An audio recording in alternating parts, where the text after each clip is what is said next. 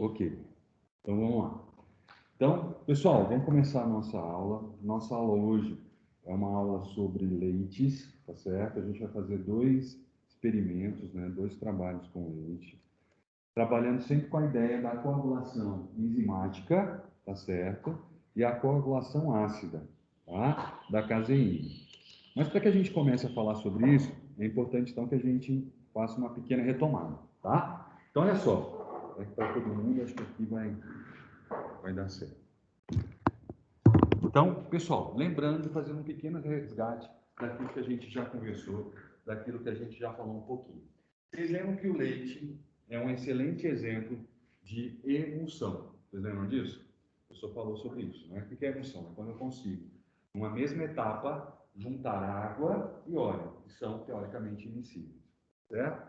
Para que isso aconteça, a gente precisa de um emulsificante, tá certo? Quem é o nosso emulsificante no leite? É o fósforo caseinato de cálcio, tá certo? Ele é o nosso emulsificante. Você tem vários tipos de emulsificante na natureza, né? Na soja, por exemplo, a gente tem a lecitina. Já ouviu falar na lecitina de soja? Ela é um emulsificante, tá certo? Quando a gente usa ela na nossa alimentação, a gente consegue reter partículas de gordura dos alimentos e a gente não consegue absorver.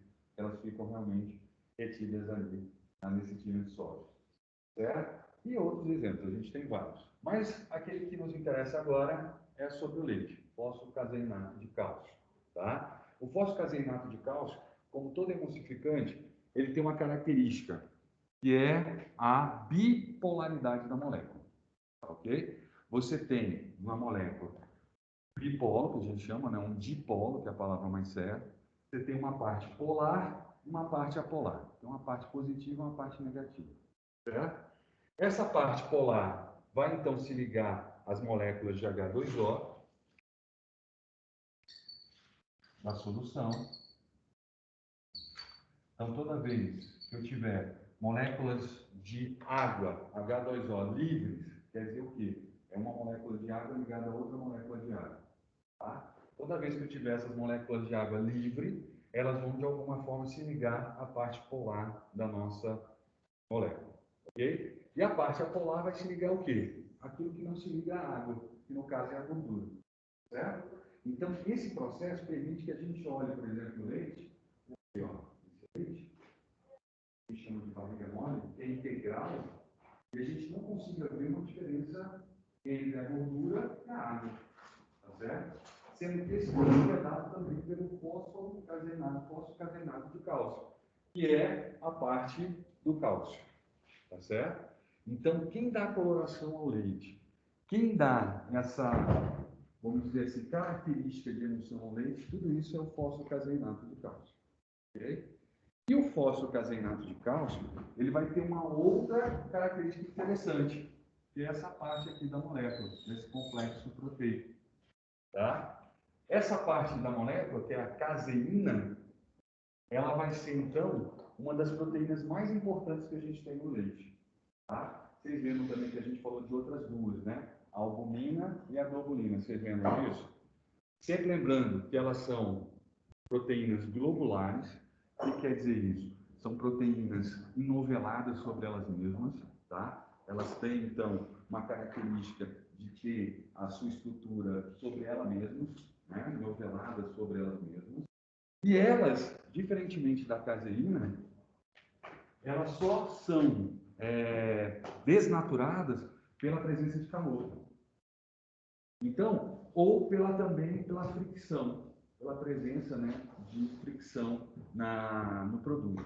Então, por exemplo, a gente já falou sobre isso, né? Quando você aquece o leite, aquela espuma que sobe, que nada mais é do que a globulina e a albumina, né? A lactoglobulina e a lactoalbumina, que quando aquecidas, elas formam aquela rede, né? Elas começam a se desnovelar e formar então uma rede. E essa rede vai fazer com que as moléculas, né, principalmente de água aquecidas, vão virar vapor, sejam retidas por essa rede.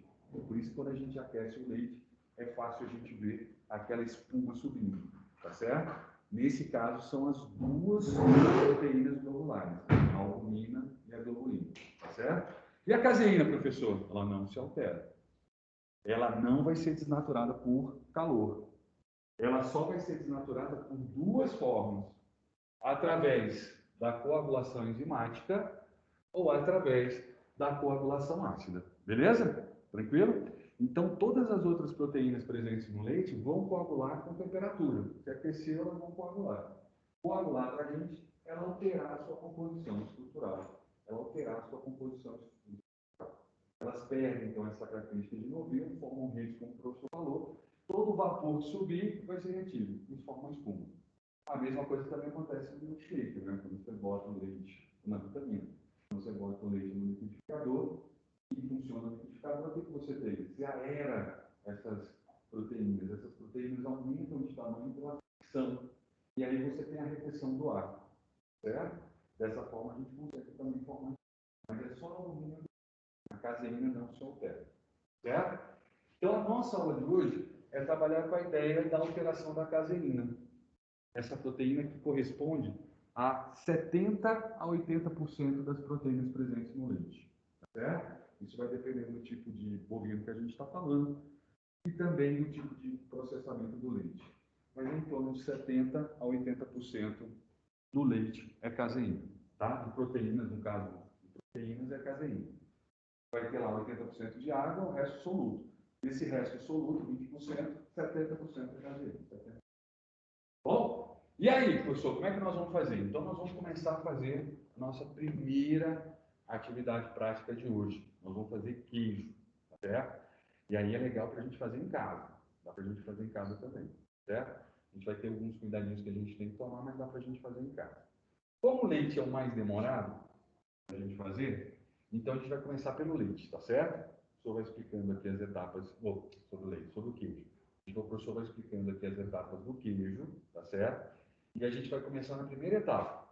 Ela precisa de um tempo, aproximadamente 1 hora, para que a gente consiga ver, né, esse processo acontecer. Então, a gente começa com o queijo, bem rapidinho, depois a gente deixa ele descansando para virar o aquário.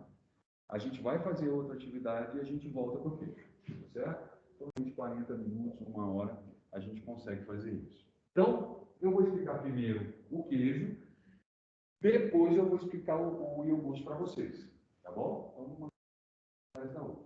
Então, olha lá. O que a gente vai fazer então? O queijo vai ser sempre proveniente da coagulação enzimática da caseína. Vocês estão lá com o seminário de vocês, não estão? Vocês vão ver que todos os queijos que vocês pegaram, independente de se é brasileiro, se é estrangeiro, se é de cabra, se é de búfala, vocês vão ter a coagulação enzimática da caseína.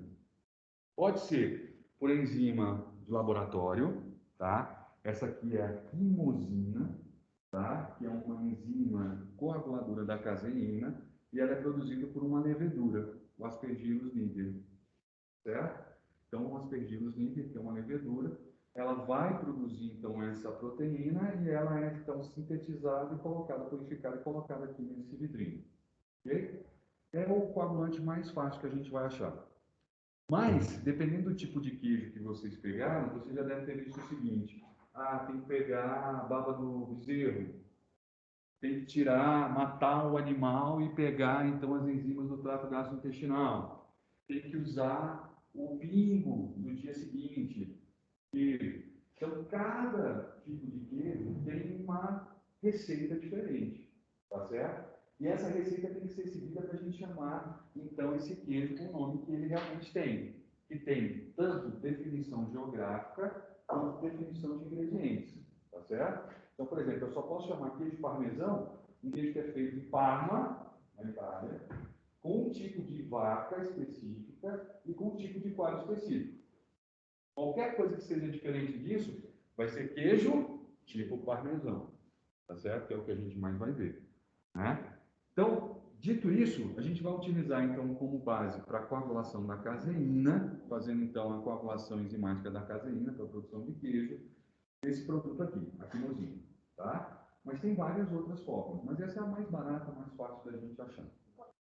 Enquanto no mercado, é mais fácil encontrar em agropecuária.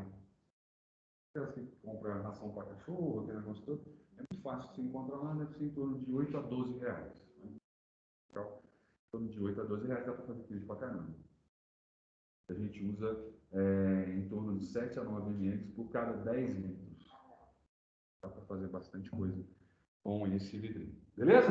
Então a primeira coisa que a gente vai fazer é a formação do quadro. Vocês vão ver isso. A gente vai pegar o leite, vai aquecer nessa estufa, tá? Esse banho-maria. E aí, o que a gente vai fazer? Vocês lembram lá do ensino médio? Toda vez que eu acelerar uma enzima, o que eu faço? Eu posso aquecer o meio, né? Toda vez que eu aqueço o meio, eu acelero a ação enzimática. Toda vez que eu acidifico o meio, eu acelero a ação enzimática. Né? A gente faz com que a enzima haja mais rapidamente. A gente acelera o processo, catalisa, né? O processo de catalisação. Então, o que a gente vai fazer aqui? A gente vai aquecer esse leite. Quando a gente vai começar a aquecer o leite, aquecendo o leite, a gente consegue, então, aumentar a velocidade de coagulação da caseína. Tá certo? A gente vai deixar, como o professor falou, esperando em torno de 40 minutos, mais ou menos. E aí, então, a gente vai fazer o segundo passo desse processo, que é a quebra do quadro. Tá? A gente vai usar isso aqui, ó, esse equipamento. Ele é chamado de lira. Tá? Para que ele serve? Ele serve, então, o coalho, que é grande, e dentro dele está cheio de água. Ele serve para a gente fazer a dessoragem do processo, a dessoragem da caseína. Tá certo? Então, dentro do bloco que vocês vão ver que vai formar, de caseína coagulada, vai estar cheio de água dentro. Ali vai ter água e principalmente lactose, albumina e globulina. Aí a gente precisa quebrar esse coalho, porque quebrando esse coalho a gente expõe essa parte líquida, a gente coloca ela para fora, certo? Colocando ela para fora, a gente começa a usar a parte sólida e fazer o terceiro passo do nosso processo, que é a dessoragem, tá? Dessoração. Dessoração. A dessoragem. O que é a dessoragem? É a gente retirar essa parte líquida do queijo, certo? Retirando essa parte líquida do queijo, que vai corresponder no que a gente tem agora, 80% do queijo bruto desse produto, a gente vai ter então um líquido rico em lactose, albumina e globulina. Basicamente isso é água, né? Você lembra quando o professor falou da bebida láctea? É 50% de leite, 50% desse soro é a bebida láctea. 50%. Aí você já consegue fazer a bebida láctea, que é um produto extremamente utilizado na indústria. É 80% da sobra do queijo. Tá? Depois da dessoragem, a gente vai partir para a informagem. Deixa eu ver se eu tenho aqui uma forma.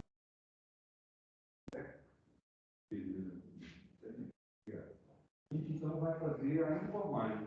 Tá? A gente vai pegar aquela massa que já foi feita a dessoragem e aí a gente vai colocar na forma.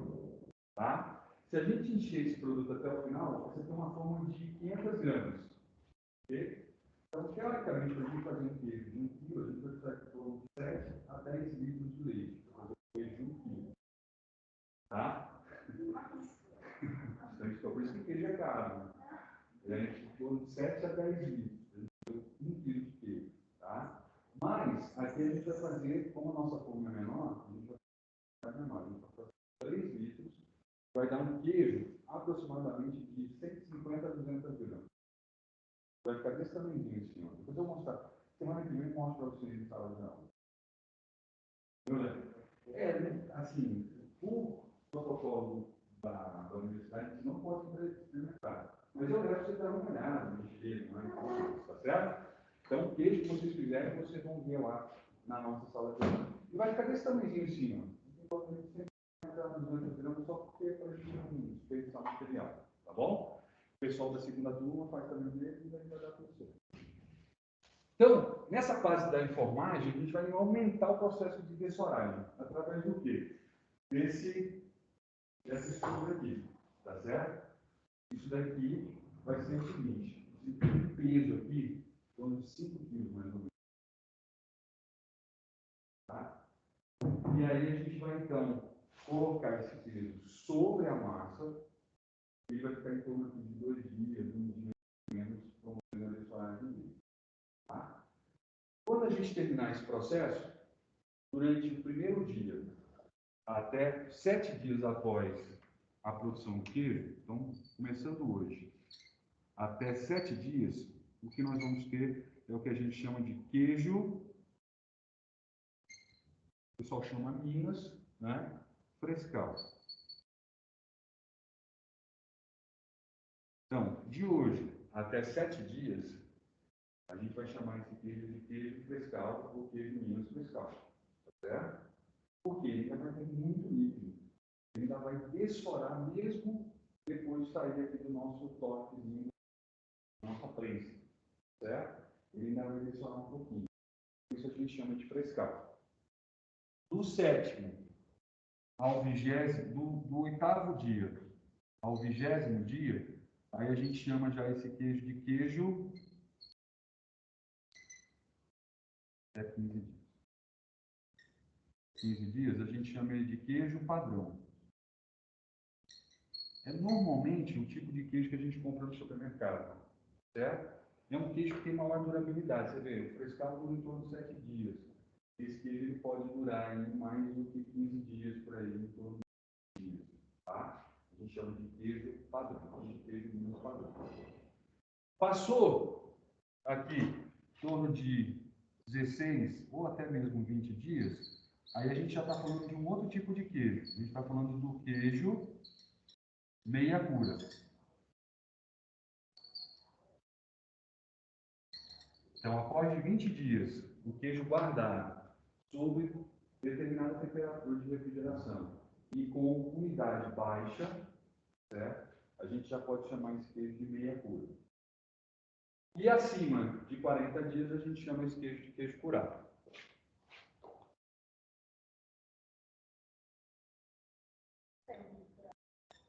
Na verdade, quando a gente fala que é o mesmo processo, a gente tem que ter um cuidadinho. O que acontece é o seguinte, porque, na verdade, o queijo é praticamente um curso, é que nem vinhos. Eles têm enologia, que é praticamente um outro curso. Cada vinho tem um jeito de se fazer e tudo mais. O queijo também passa por isso. Então, assim, esse tempo, eu concordo com você que pode ser igual. Porém, o processo de cura vai depender de um produto. Por exemplo, tem lá queijos faixa azul. Queijos que são inoculados nele, penicilina, que é um micro-organismo, né, um penicilino, que é colocado nele para que ele possa, então, fazer todo o processo de coagulação do queijo e também o processo de fermentação. Então, esses queijos são mais macios, uma textura diferente, sofrem o mesmo processo, tá? Só que a temperatura, o ambiente, a gente chama de terroir, é totalmente diferente. Então, grande parte dos queijos precisam de micro-organismos para poder, então, dar um gosto padrão para aquele produto, certo? Então, por exemplo, por que a gente chama queijo canastra? Porque o queijo canastra, ele segue exatamente esse mesmo processo. Ah, não, já tem o pessoal que é canastra, né? Tem um grupo canastra. Vou usar outro, queijo do cerro. Pronto, é muito parecido. O queijo do cerro, para ser chamado queijo do cerro precisa do quê? Ele normalmente é um queijo artesanal. Isso quer dizer que ele não é pasteurizado. Não só. Ele passa por esse processo aqui, ó, frescal. Por ele ser artesanal, não ter passado o leite por pasteurização, ele não pode ser vendido frescal. Tá certo? Você precisa guardar pelo menos o padrão para que você possa vender esse queijo. Nesse caso aqui, ó, só quem é da região pode consumir. Porque já tem uma microbiota específica para poder dar conta desse queijo.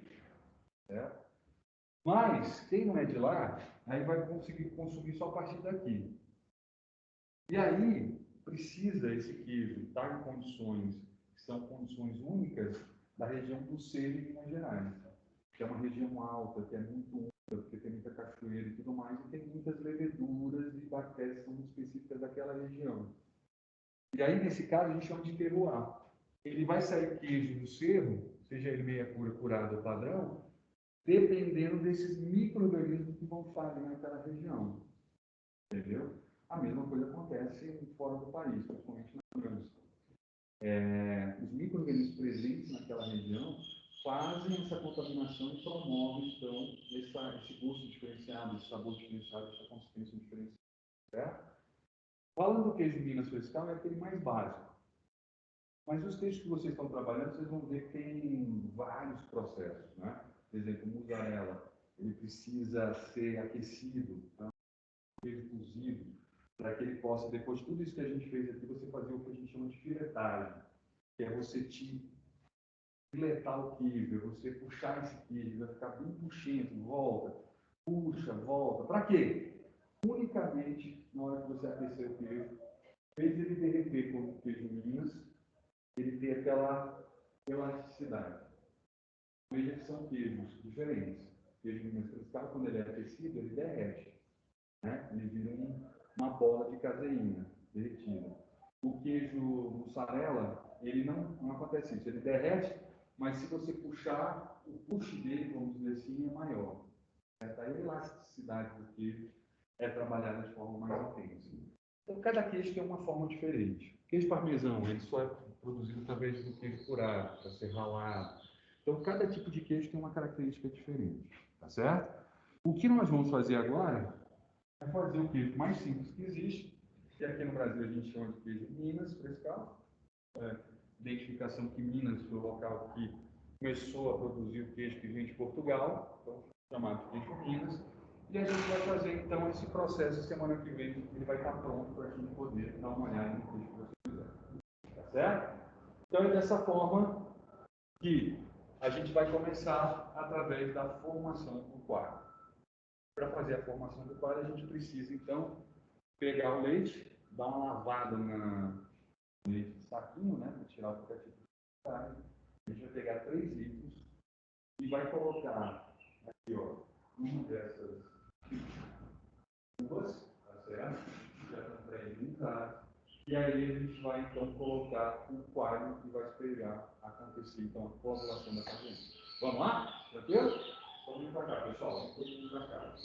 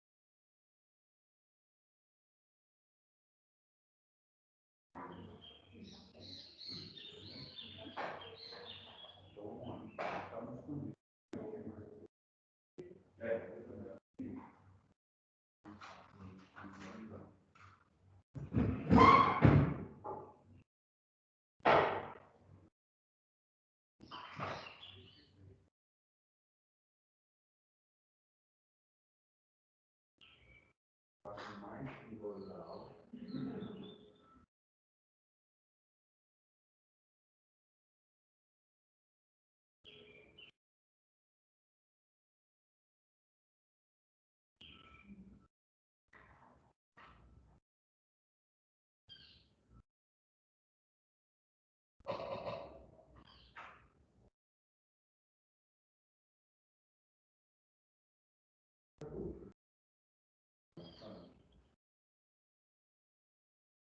Tem vários processos de pasteurização, né?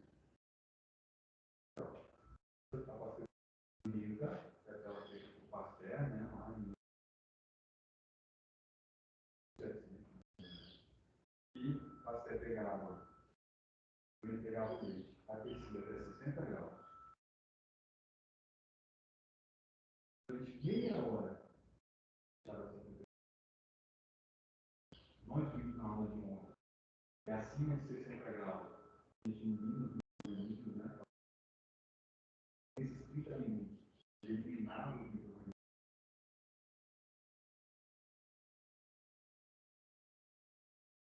que acontecia? Depois de 30 minutos, ele resfriava rapidamente o leite até 4 graus Celsius. Beleza?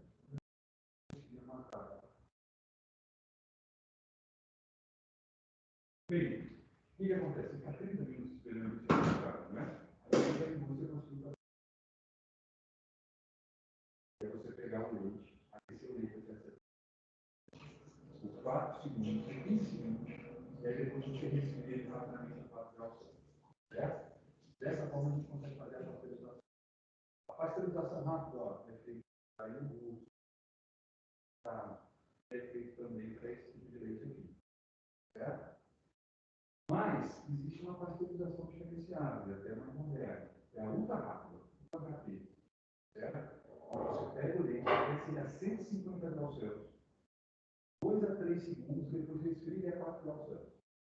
Dessa forma, você elimina todo e qualquer tipo de microorganismo, seja na forma forma.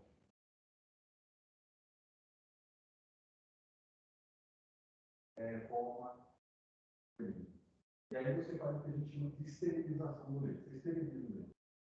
Aí se você pega uma caixinha Tetra Pak, camada, e aí você coloca o leite lá dentro, para esterilizar dentro de uma embalagem que é altamente resistente, garante um microsistema para ele ali dentro. Não entra nada e não sai nada. Aí você consegue ter esse leite demorando na sua casa. Você é mais quando começou a chegar o leite na vida, era de um ano, na verdade. Mas aí, por legislação, máximo são 6 leitos de agora.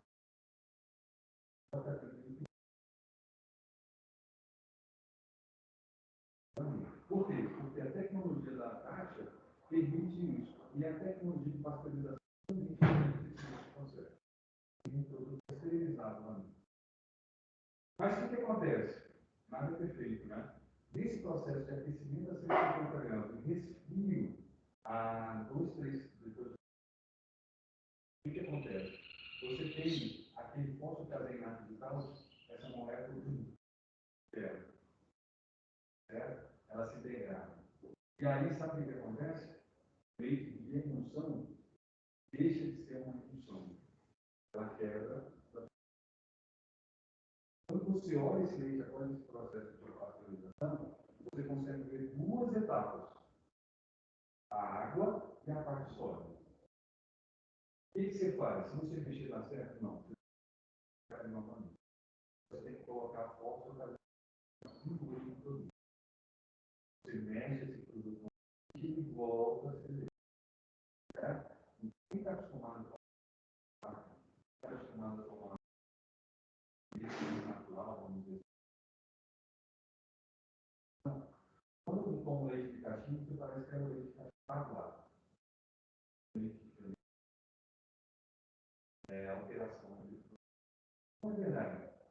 Qual que aconteceu com isso? Nesse processo maravilhoso, que a gente tem 6 meses, um ano na casa da gente, ele acaba de alguma forma dentro do.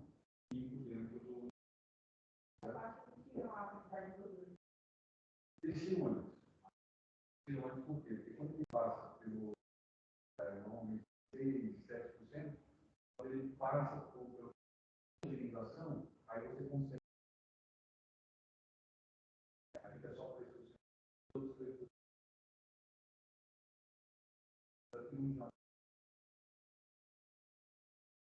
Mas não é nesse processo.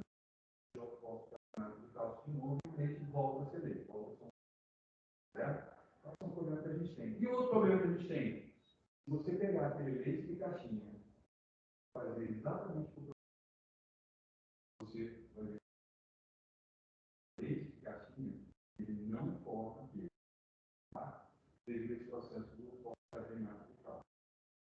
Não forma aqui. Vai voltar e vai ficar um negócio de cremoso,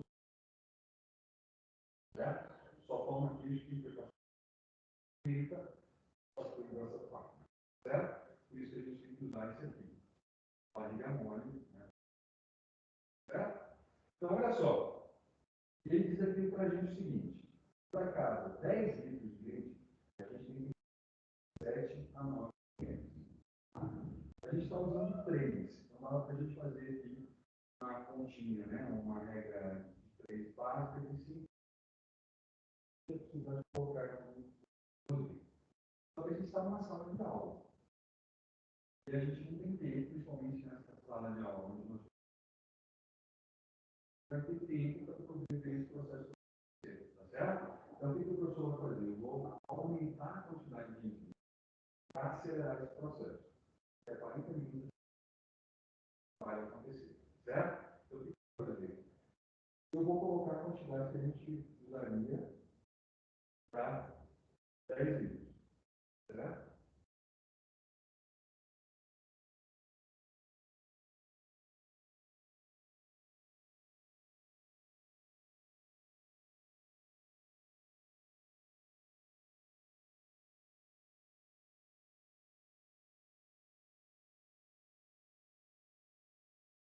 Certo?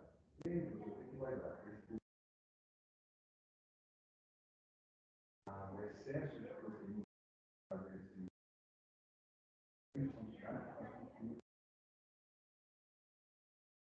mas quando a gente vai consumir papel, que eu digo que você está acontecendo o mais rápido possível, porque vai ter esse excesso. Certo? Ó, vou dar uma mexida.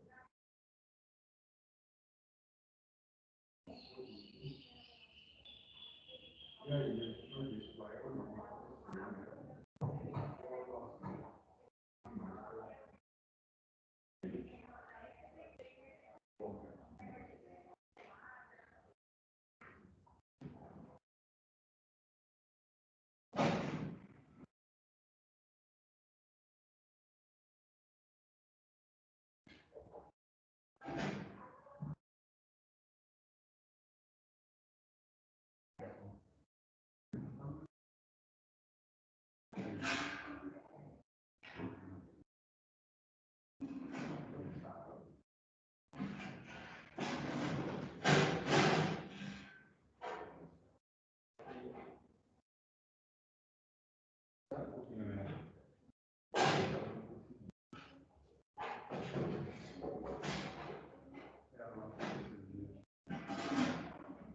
Então, aqui vai ser o nosso beijo, aqui vai ser o nosso filho. Beleza, moçada? Então, agora a gente tem que esperar aí, torno aí de uns 30 minutos, 40 minutos, para a gente poder ver novamente o que vai acontecer. Dito isso, vamos então para a nossa segunda atividade, que também a gente vai precisar de um certo tempinho para ela acontecer, e aí depois a gente vem então a verificação final, certo? Então, ó, vamos esperar agora acontecer a coagulação enzimática, vamos pular agora para a coagulação ácida, tá? O que a gente vai fazer agora? A gente vai fazer o seguinte, eu só trouxe para vocês uma isca, tá? Eu até pensei que fosse leite fermentado, mas depois eu olhei direitinho, aí eu curti mesmo. É, tá aqui, ó. Ele botou aqui leite e fermento. Eu falei, então não deve ser iogurte. Aí depois eu fui olhar, ele tá aqui, ó, iogurte natural integral.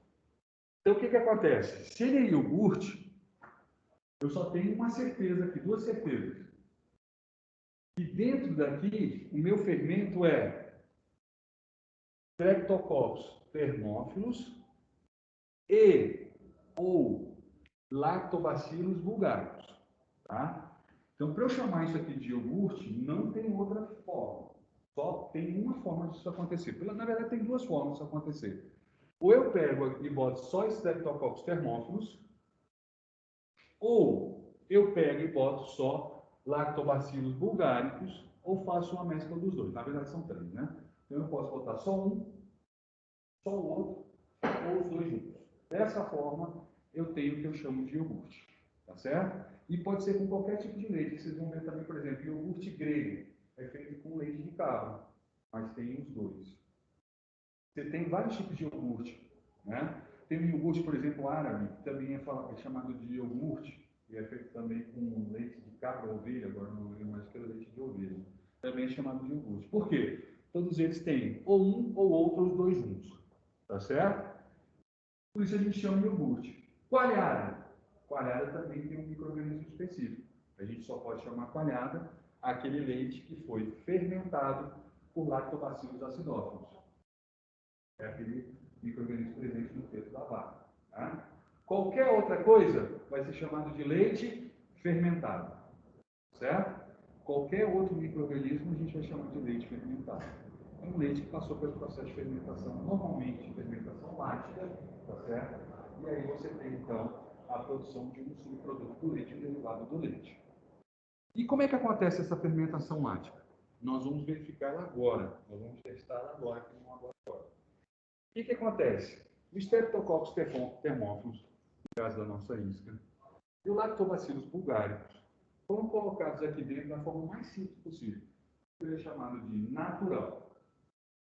Você lá no booster pega esse copinho, coloca leite, até mais ou menos 170 ml, você coloca o fermento aqui dentro. Tampa esse copinho e coloca no estufa. Depois de alguns minutos, em torno de 15 a 20 minutos, você já tem um processo de coagulação ácida da caseína, e aí você coloca ele, então, deixando ele aproximadamente 12 horas. Depois você bota ele para respirar. É um iogurte. Certo? Você pode ter outros tipos de iogurte, iogurte batido e tudo mais, processo de mixer nele, né, e tudo mais, diferente do natural. O natural, para ser chamado assim, é copo, leite, fermento, fecha, estufa, depois assim, tá? E isso aqui a gente vai chamar de isca. Aqui dentro está cheio de Streptococcus bulgaricus e Lactobacillus. Certo? Então, essa é a nossa isca. Você pode fazer na sua casa. Isso aqui dá para fazer até com 10 litros de leite. Você pega o leite qualquer, pode ser o leite da caixa, pode ser o barriga mole, pode ser o não tem problema, é só você pegar e colocar isso aqui dentro. Tá? E aí, o que eu peço para vocês fazerem? Coloque o leite no forno, sem estar ligado. Calor, né, do forno, tá? Naquela fechada, e a garante uma temperatura que dá para fazer isso tudo. Tá certo? Mas se você quiser, você pode aquecer o leite até 35 a 40 graus, e aí quem participou da aula de novo percebe, em torno de 45 graus, não tem que crescer mais. Só não pode ser 60 graus, porque se passar de 60 graus, você mata o bichinho todo dentro, certo? Então você bota em torno de 45. Como é que eu sei, professor? Igual um banho.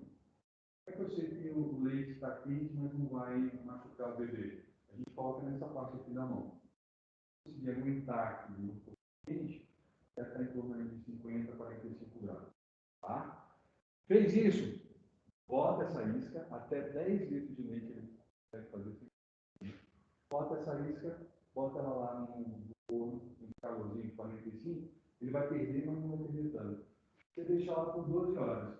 Tirou, quer dizer, dá para ficar de um dia para o outro. Vai dormir, bota dentro do micro-ondas, bota dentro do. Não precisa aquecer nada. Oi? Não precisa nem pré-aquecer o forno, só deixar ele lá. Não, só você pode fazer é aquecer previamente o leite. Aquecer em torno de 25 a 40 graus.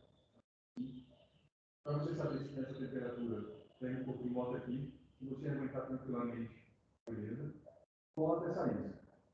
Para que não fique em temperatura ambiente, possa manter um pouco mais de calor, a gente sempre pede para botar o dentro de um certo ano ou no forno convencional. Você está ligado? Do jeito que ele está ali.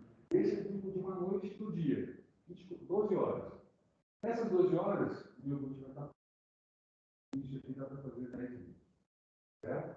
Então é muito simples de fazer. Você pode fazer iogurte, você pode fazer coalhada, que também eu aprendi coalhada dessa forma. São gostos totalmente diferentes. Por que são gostos diferentes? Organismos diferentes. Certo? Micro-organismos diferentes dão um sabor e aroma diferente. Apesar de fazer o mesmo processo de fermentação, da fermentação não. Certo? Mas não dá. E aí, o que a gente vai fazer? Vamos fazer iogurte, professor? Mas a ideia é a gente realmente provar que isso está acontecendo. E aí, como é que acontece isso? Vai acontecer o seguinte, quando a gente coloca os micro-organismos, sejam eles para fazer iogurte, sejam eles para fazer a coalhada ou para fazer um leite fermentado, o que vai acontecer é o seguinte, esses micro-organismos vão ter enzimas que vão quebrar a lactose. Tá? Eles não vão mexer com nenhum tipo de proteína, vão mexer com carboidrato presente no leite. A gente sabe que no leite existe um disacarídeo, que se chama lactose, certo? Como ele é um disacarídeo, ele é composto por 2 monossacarídeos. Vou botar de cor diferente. Então, você tem a glicose,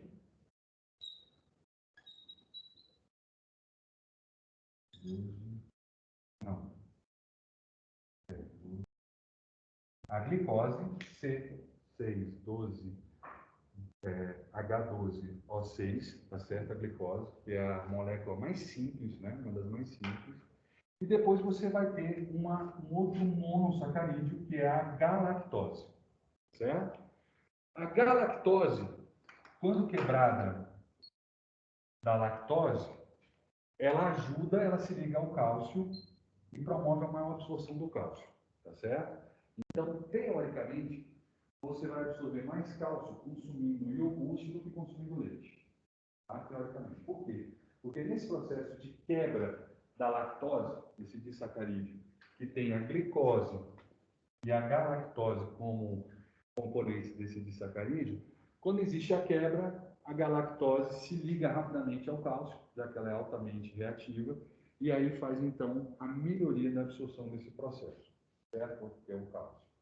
E a glicose, pessoal? A glicose fica para os micro-organismos, que vão pegar a glicose e vão fazer um processo de fermentação lática. Vão pegar a glicose, vão tirar dela alguns elétrons, fazendo a deposição do ATP, e vão transformar a glicose em ácido pirúvico. Depois, lá dentro do citoplasma do próprio micro-organismo, você tem a quebra do ácido pirúvico em ácido lático, tá certo? E a reposição de mais 2 elétrons repondo 2 NaOH. Isso que o professor falou é a forma que o micro-organismo tem para obtenção de energia. É a forma que ele consegue sobreviver. Então ele faz isso, tem energia, consegue se multiplicar e ele gera um resíduo, que é o ácido lático. Tá certo? Como o próprio nome já diz, o ácido lático promove o que a gente chama de acidificação do milho. Tá certo?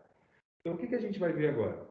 Nós vamos pegar o leite, esse milho que sobrou, nós vamos botar a isca junto.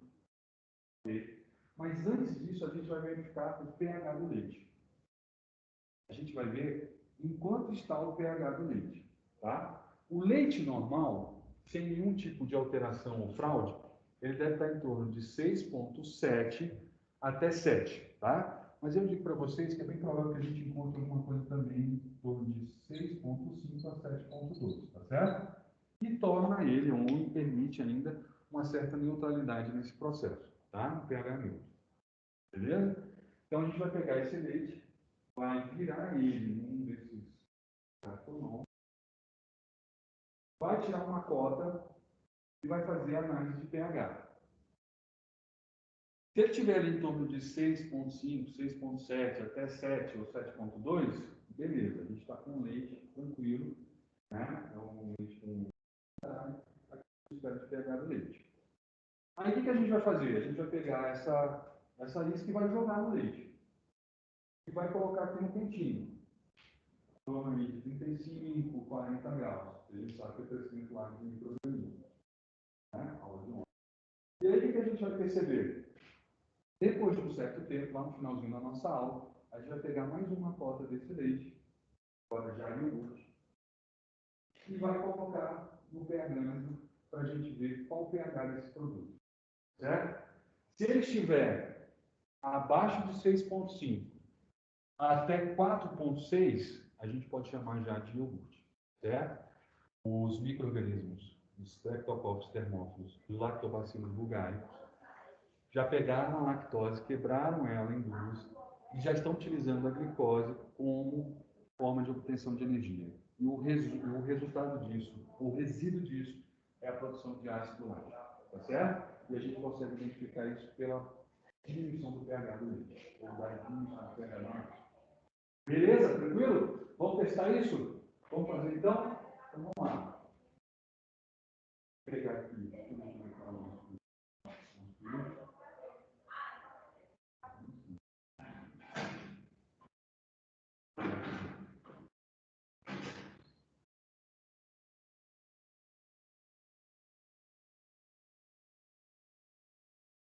Vou pegar aqui esse.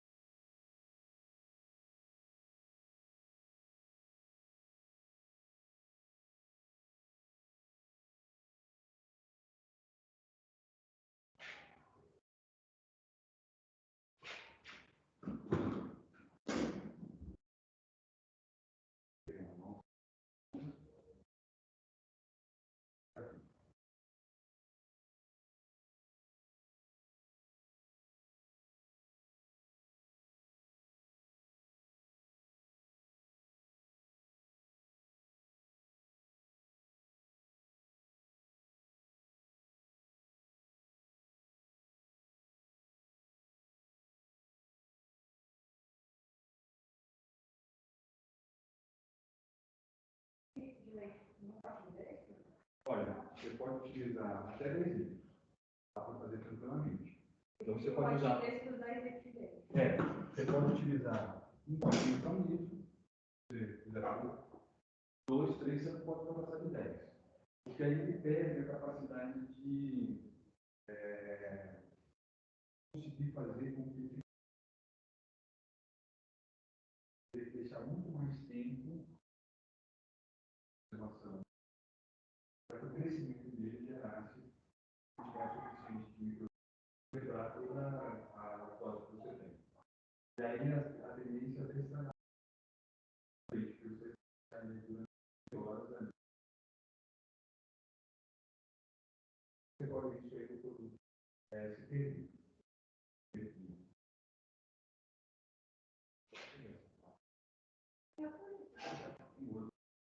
Ó,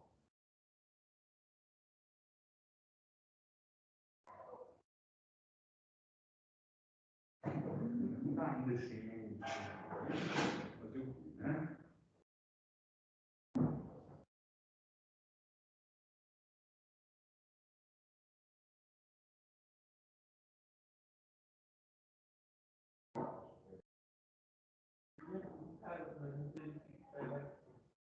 Na nossa casa,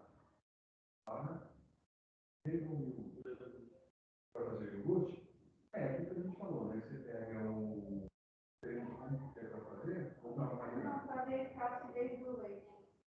Acidez do leite? Não, aí tem um pH, a gente está fazendo aqui para justamente ver se a pergunta está certa, né? Se o leite é ácido, o leite é alcalino, neutro, depois que a gente faz o funcionamento da copa,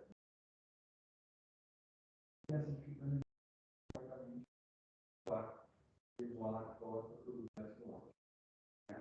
Então aqui já está prontinho para fazer a verificação de pergunta.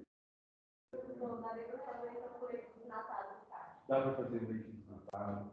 Ele é um iogurte integral, né? Mas ele é um iogurte desnatado também. Então, você pode desnatar.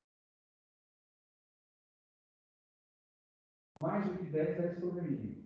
Ele não vai ter a mesma cremosidade. Ele tem mais tempo para poder, se ele deixar em torno de 1 dia, 24 horas, né? Então, crescer o micro poder então fazer a quebra de toda a lactose. Então, essa proporção era mais ideal, né? Um potinho para o leite, que aí ele é mais rápido. Rapidinho. Por isso que a aula não é. Eu já vou deixar ele aqui. E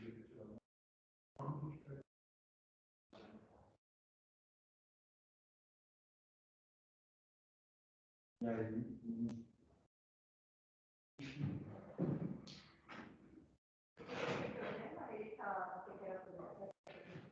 até o que aconteceu foi o seguinte, como ele estava ligado,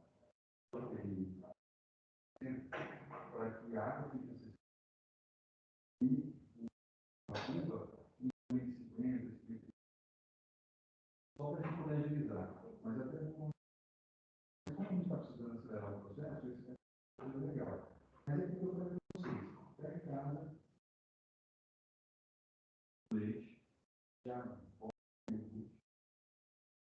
pega essa temperatura. Você deixa ela lá no fogo, ele vai passar uns 35, 30 graus, mas ó, 12 horas, quando você pegar, vai estar cheio de luz e vai estar bastante cremoso, como aquele vinho da caixinha. Eu acho lá.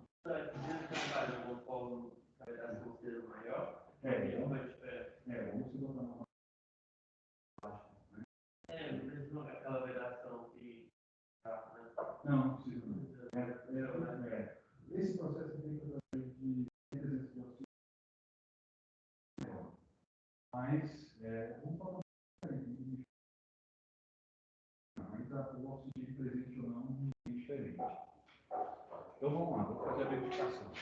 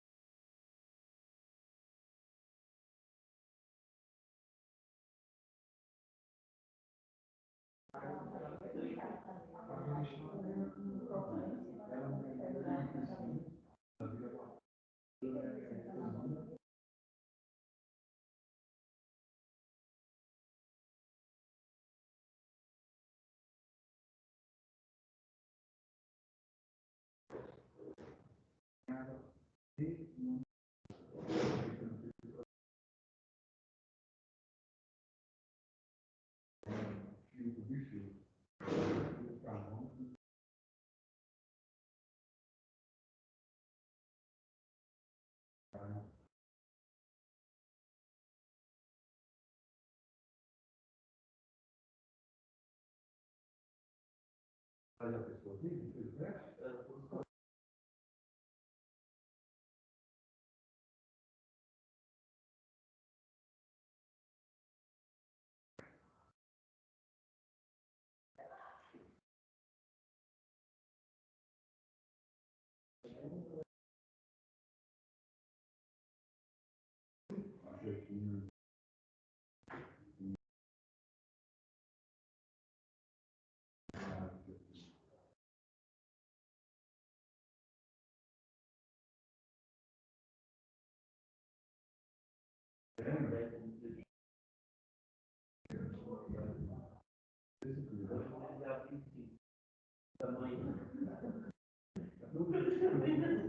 Olha, você chega nas duas.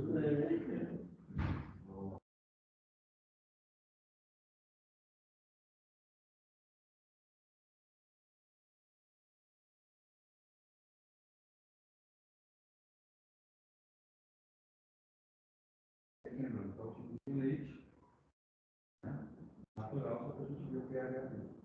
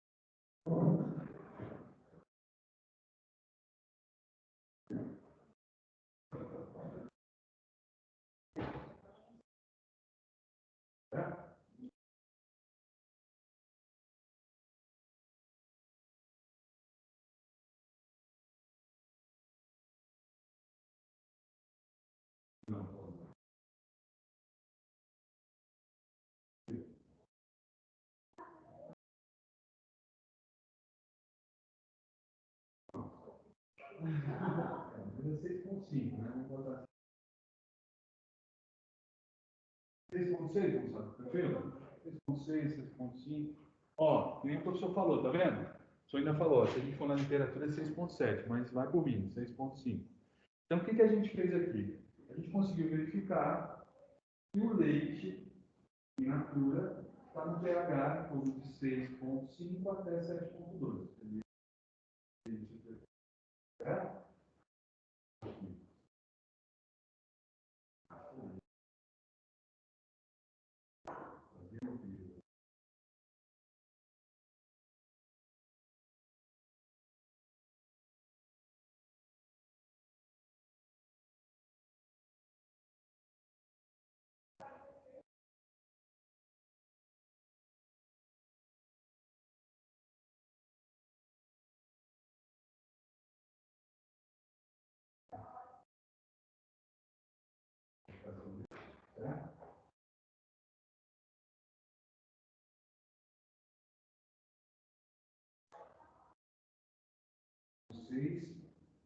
6,8, não foi?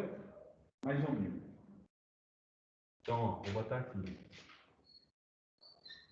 6,86, tá? Mais ou menos o que a gente achou.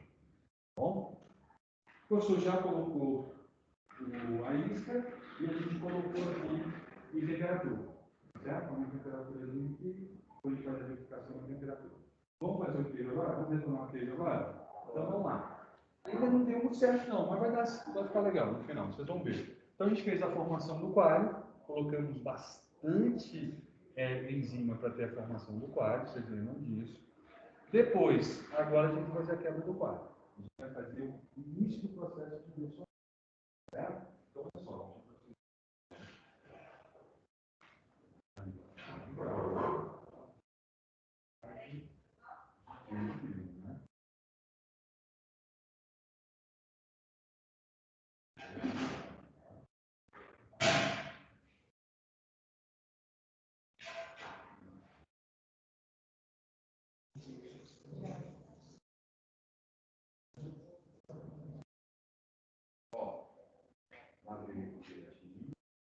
Então, bastante mais, né?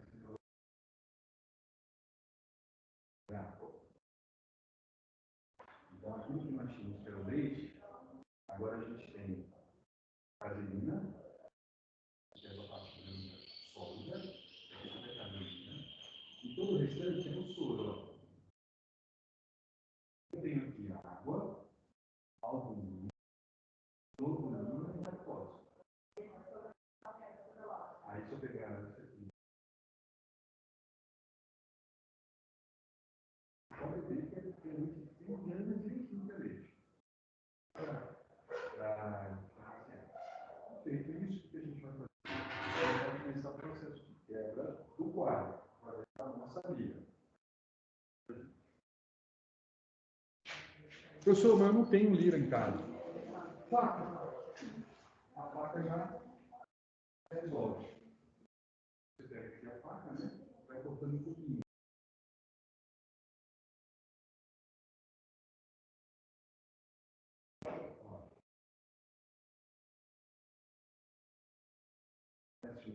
Já.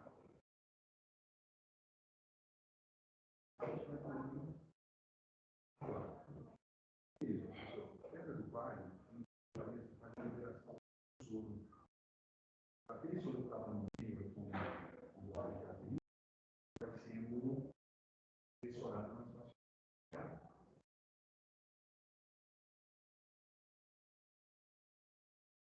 Aqui, vou colocar, por exemplo, eu sou muito fácil.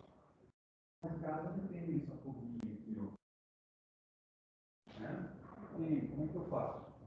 Vou falar o seguinte: se você pegar um cano do esgoto, mas tem esse cano do esgoto, na roça o pessoal faz assim, né? Aí você pega e já fica nesse formatinho aqui, certo? Mas também dá para fazer naquela embalagem de margarina. Tem, na perto se você tiver envolvido, vai ficar do jeito que você quiser, tá? O que a gente precisa agora é fazer a informática. É dar forma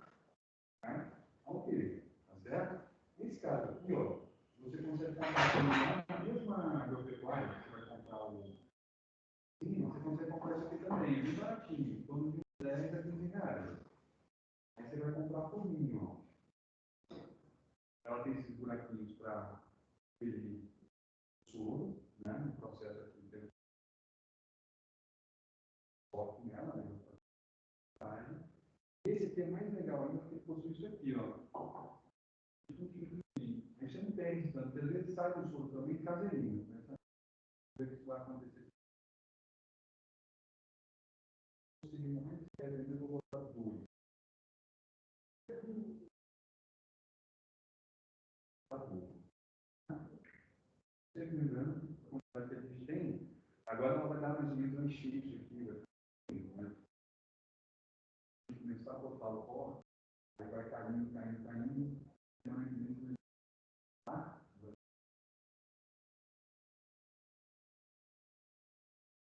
O que a gente vai fazer?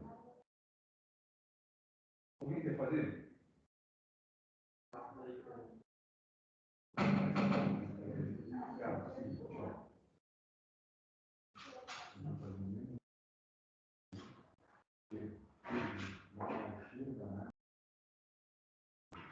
Proteína, a mosca ela é parte sensível, quimicamente sensível à proteína. A proteína é borracha. E tudo é proteína não vai. Então, só carboidrato não vai. Só fazer uma massa lá, é proteína, que é a base de amina, principalmente a base de enxofre, a mosca e outros insetos. Né?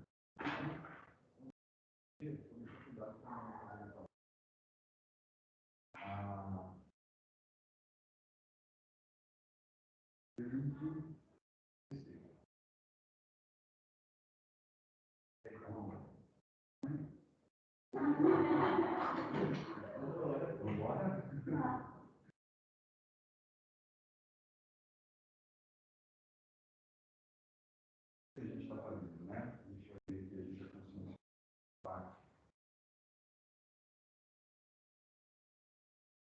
Leite, né?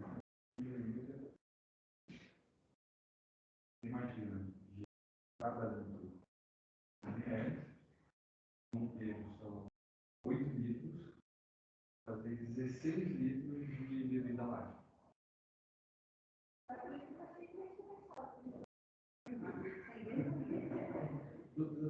Não, dando, todinho, batata, fruta,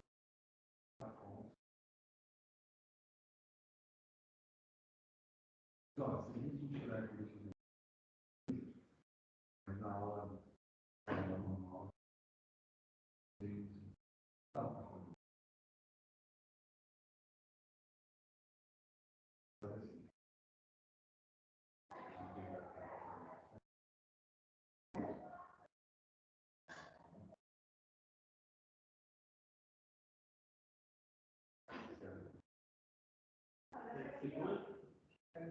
a gente, eu na próxima aula, mas a gente pode segurar isso, essa linha.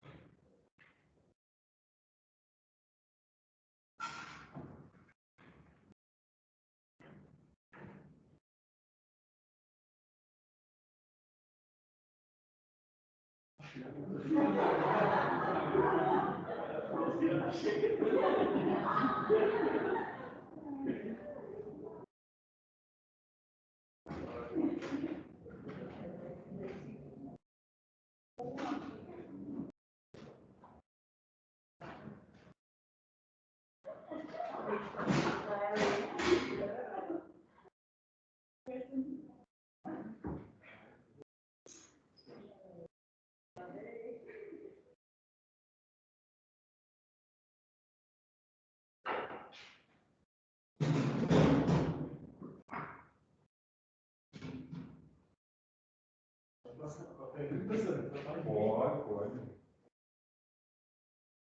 A gente vai ter que ver tudo isso aí dentro. Só que está cabendo, né? Não tem muita área. Aí, para isso, a gente usa aquela última parte, ó.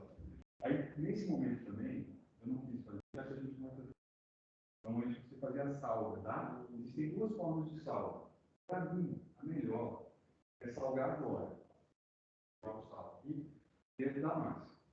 Mas na indústria não se faz assim. Na indústria eu diria que colocada na salmoura, tá? Então você bota água com sal e mergulha ele na salmoura. Só que assim, a chance de ele ficar não salgar é muito grande. Porque tem que botar sal. É. Assim é mais fácil. Aí você bota um pouquinho de sal, pega uma colher, dá uma mexidinha, bota o sal que você quiser, ou não bota sal. E aí eu acho melhor a gente fazer assim, entendeu? Vamos lá, vamos para a próxima etapa agora. Não, você pode. Aí vai tirar aqui? Não, a gente só vai tirar na hora que ele estiver desinformado. Não vai dar para a gente tirar ele agora, porque senão ele desmancha todinho. Mas vamos ver, se a gente der uma. Então vamos lá, vamos pegar aqui. Eu vou pegar um prato. Vou pegar um prato primeiro. Vou pegar um pratinho aqui.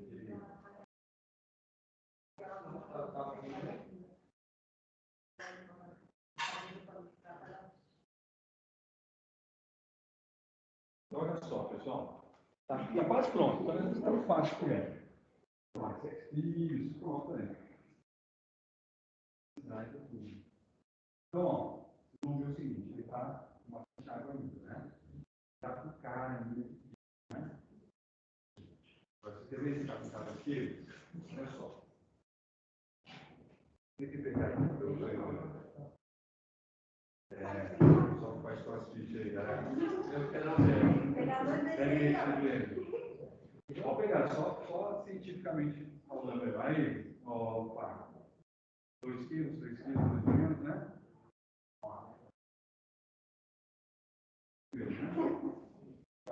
Ó, aí a gente vai fazer isso aqui, ó, galera.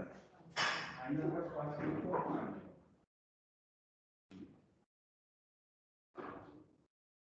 Focar a nossa.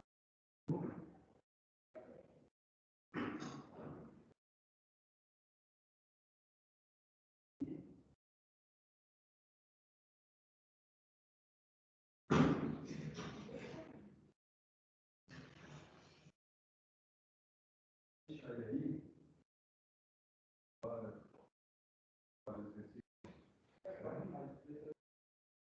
Eu não faço um ricozinho desse aqui, ó. É um ricozinho. Isso vai ficar faltando. Pode, né? O importante é a gente impactar. Aí você vê como é que vai ficar.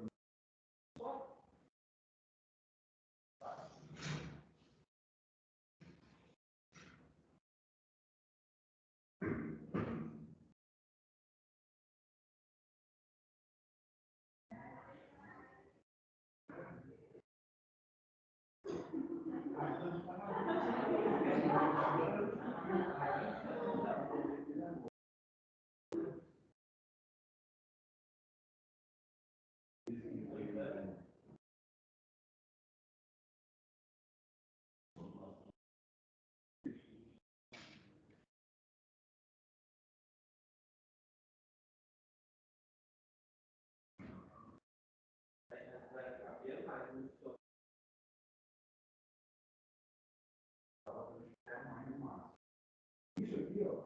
Não.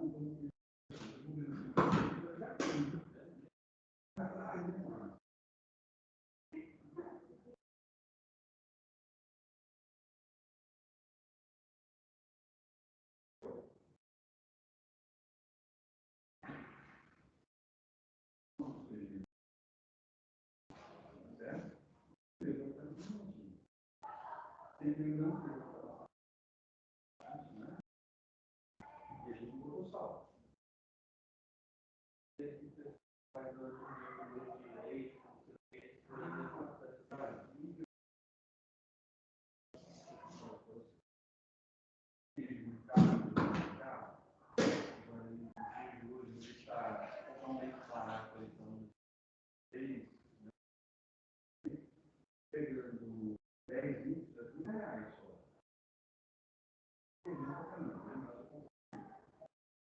Mas aí o que acontece?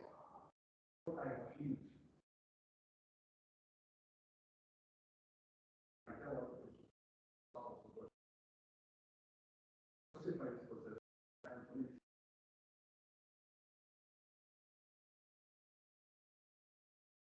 tem gente que faz o seguinte, pega a goiaba,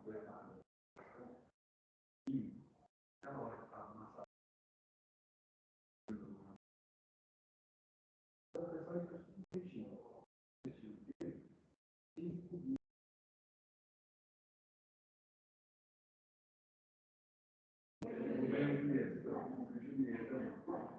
E aí vai o. Vai colocar, por exemplo, você coloca a metade. Nessa outra metade você bota o leite. Nutella. E aí depois você coloca o leite de novo, ele prensa em cima e você sai do leite. Parte do sanduíche.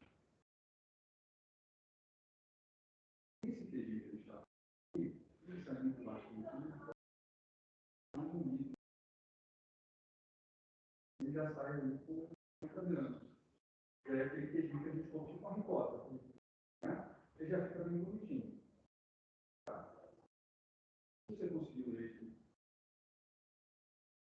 legal, né? E ele agrega com o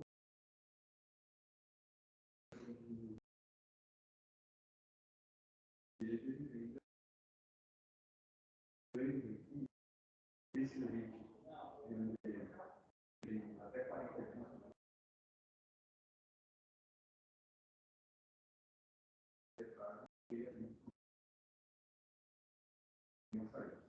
Beleza?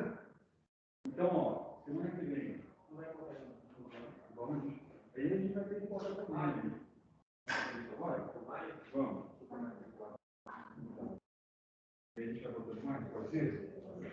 A gente tem que botar pra caramba, ó. Moçada, para finalizar a nossa aula, vamos aqui ver uma coisa. Deu certo aquilo que o professor realmente tinha falado? Vamos ver aqui, ó. Olha o meu curso aqui.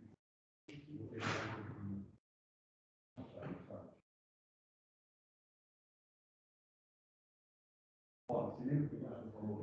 Quanto menos leite, mais fácil de custo. Ó, ele ainda não está bom, não, tá? Um pouco mais grosso. Mas, vamos lá. Então,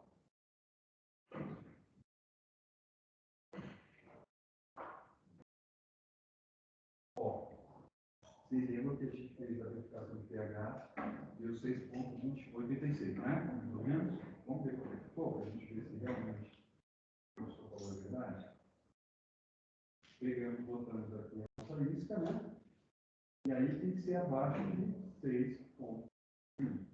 Não, nada de certo? Se a gente ver isso aqui, a gente está mostrando o quê? Microorganismos, pegar de fora, fizer processo de fermentação maior, fizeram a produção de ácido lático, a produção de ácido lático vai acidificar o meio. Vamos ver?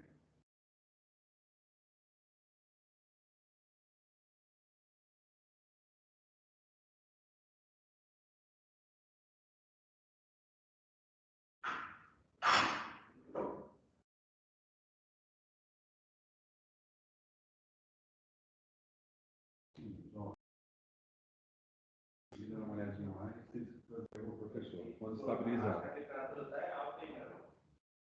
Já está alta? Acho que calota tudo melhor. Já já vai virar mussarela. Aqui. Vou desligar. Ele também tem que ter cuidado para a gente deixa muito quente e o iogurte mata o microorganismo. Aí para de produzir o ácido lático. E deu quanto, moçada? Só para a gente ter 5,46. Então vocês concordam comigo? A gente verificou, deu 6,86. E que agora a gente tem um leite acidificado. Então esse leite acidificado vai promover a coagulação ácida da proteína, que é diferente da coagulação enzimática. Não faz isso. A coagulação ácida a gente tem no iogurte, tá certo? A gente vai ter um leite mais grossinho, que é o iogurte, tá certo? E está comprovado. Eles pegaram a lactose, quebraram a lactose, jogaram no cálcio, a glicose ficou livre, o microorganismo pegou, colocou dentro do citoplasma, fez a fermentação lática, transformou a glicose em ácido pirúvico, depois em ácido lático, e a gente está fazendo a verificação dele através do quê? Da diminuição do pH. A produção de ácido. Certo? Beleza? Professor, só para ressaltar o iogurte, fazer o iogurte, é só basicamente esquentar ele, para a temperatura aumentar na mão, colocar o iogurte. O integral, né? Tem que ser bem interessante ou não? Mas é interessante, né? E aí coloca ele. Aí você aquece, se tiver um termômetro melhor ainda, você aquece até 45 graus, como a gente viu no ano passado. 45 graus, o aquece de forma geométrica, exponencial. Né? O que acontece? Exponencial. O que acontece? Você botou ali 45 graus de leite, tem termômetro, né? Não tem? Bota aqui. Botão quente, 55, 45 graus. Pega e ele se joga. Se você fizer um pouquinho para 1 litro, ele vai ficar bem grosso. Se fizer 2 litros, ele vai perdendo a consistência dele até 10 litros, que ele fica realmente mais um pouco aguado. O que você vai fazer? Como ele está perdendo temperatura, você tem que colocar num lugar que tem isolamento térmico para que mantenha aquele calorzinho. Não precisa ser 40 graus, mas manter o calorzinho. O que você faz? Você vai lá e coloca dentro do forno, ligado, ou dentro do micro-ondas. Todos eles são isolamento. Né? Botou ali, e você abrir o forno, você vai ver o cheiro de luz saindo. Que é, na verdade, o cheiro do ácido lático que foi produzido. E esses micro-organismos. Porque se for da colhada, é outro cheiro e outro sabor totalmente diferente. Mas também é um ácido lático. É dessa forma que a gente faz. Aí eu vou colocar ali aquele suco integral de uva, né? Aquela base que tem até aquela tampa que é melhor para mim. Você botar na geladeira de 7 a 10 dias. É a mesma do leite saquinho. Você pode usar o leite de patinho quanto do saquinho para fazer iogurte. Agora, para fazer queijo, só do saquinho. Ou da fazenda, né? Entendi. Aí vai fazer o iogurte com esse aqui fica mais puro, né? Fica mais puro. Ele também fica mais barato. Às vezes ele é mais barato. Nem sempre, mas às vezes ele é mais barato. Às vezes. E é muito mais gostoso. Por quê? Porque o processo facilita. Ele não tem nada. Ah, então uma imagem do dia para o outro. Não, é uma diferença. Para gerar qualquer tipo de come esse, não come aquele. Porém, de caixinha é mais seguro. Mata tudo, não tem nada dentro, nenhum micro-organismo. Esse aqui você pode ter esporos, você tem indústria já tem que cuidar.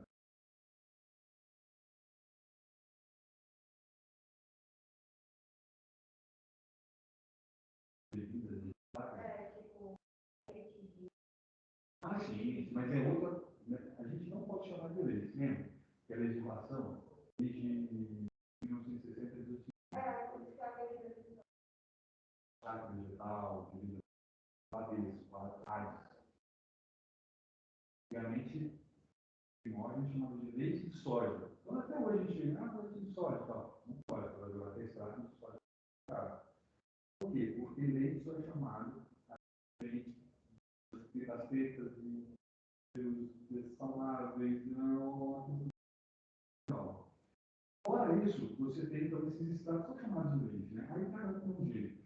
Você consegue fazer com cará, tá? Principalmente para vegetarianos, veganos, faz com cará, você pode fazer com castanha. Ele tem uma coloração branca, por isso é chamado de leite, e é identificado. Mas veja, não tem nada a ver uma coisa com a outra. É um amontoado de proteínas, né, das castanhas, do cará amido, só que a gente chama o seguinte, ele tem o que a gente chama de limiar de absorção.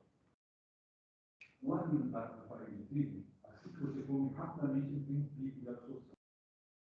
Tá? Então, o que você consumiu ali, ele rapidamente absorvido, ele dá um pico de absorção lá no seu sangue. A glicose no seu corpo.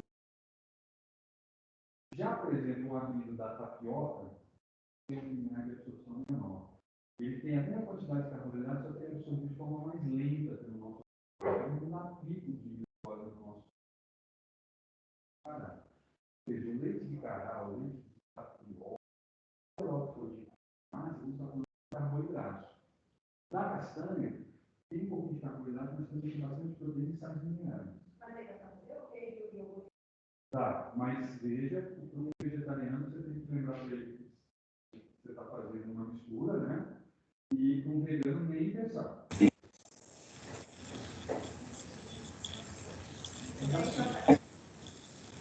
Totalmente diferente.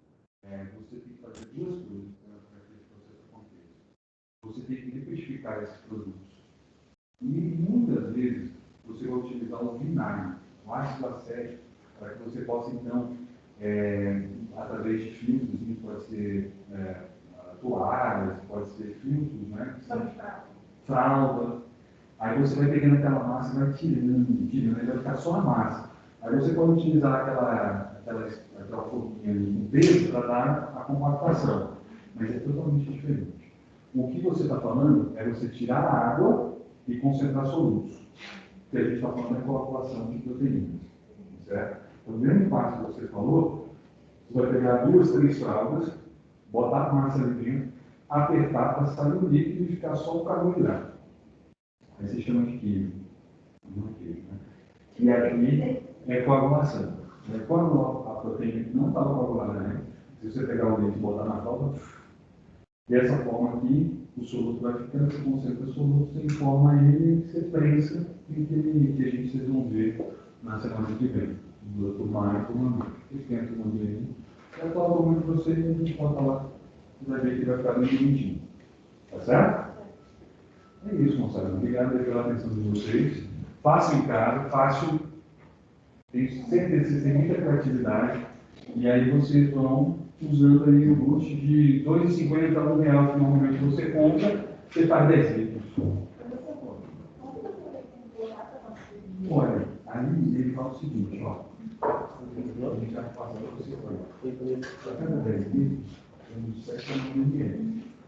Você tem uma noção? Uma colher de sopa tem em torno de 4 ml, assim, tem 2 colheres de sopa para cada 10 litros. Mas aí, por exemplo, o que a gente estava fazendo seria isso aqui, ó. Fazer aqui uma regrinha de 3, né? Se 9 ml para cada 10 litros, 3 litros, aí a gente faz 9 vezes 3 dá 27. 27 vezes 10, dividido por 10, 2,7 ml. 3 ml.